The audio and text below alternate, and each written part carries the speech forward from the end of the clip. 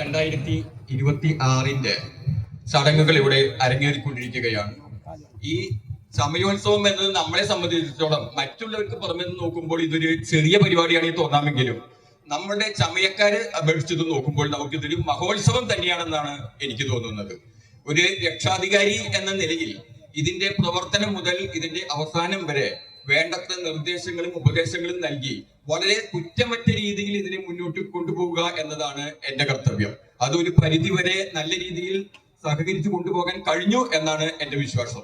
ഇത് മാത്രമല്ല, ഇന്നത്തെ ഈ പ്രസംഗമല്ല ഏറ്റവും പ്രധാനം. ഇവിടെ കൂടിയിരിക്കുന്നവരെല്ലാവരും വന്നിരിക്കുന്നത് കുട്ടികളുടെയും മറ്റുള്ളവരും കലാപരിപാടികൾ കാണുന്നതാണ്. അതുകൊണ്ട് ഞാൻ ഇത് ഒരു രക്ഷാധികാരി എന്ന നിലയിൽ കൂടുതലൊന്നും എനിക്ക് പറയാനില്ലാത്തത് കൊണ്ടും ഇന്നത്തെ ഈ പരിപാടി വളരെ നല്ല രീതിയിൽ, വളരെ മെച്ചപ്പെട്ട രീതിയിൽ തുടർന്നും ഭംഗിയായി തുടർന്ന് അവസാനിക്കട്ടെ എന്ന് മനസ്സിൽ പ്രാർത്ഥിച്ചുകൊണ്ടും ഞാൻ നിർത്തുന്നു. നന്ദി, നമസ്കാരം.